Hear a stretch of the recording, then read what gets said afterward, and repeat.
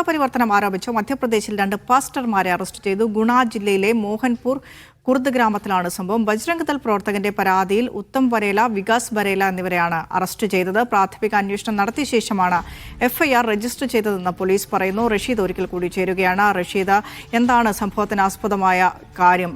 എന്ത് അടിസ്ഥാനത്തിലാണ് പോലീസ് കേസെടുത്തിട്ടുള്ളത്?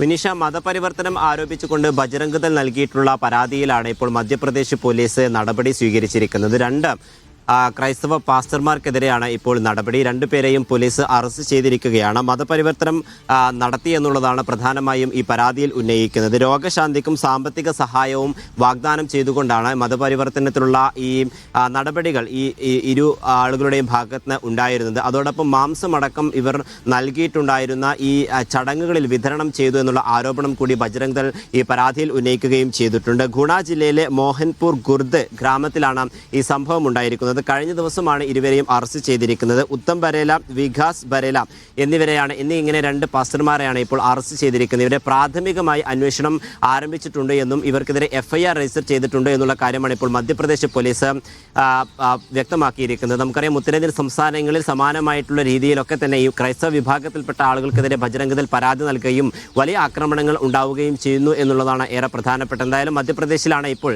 ഇത്തരത്തിൽ 2 പാസ്റ്റർമാർക്കെതിരെ പോലീസ് നടപടി സ്വീകരിച്ചിരിക്കുന്നത്.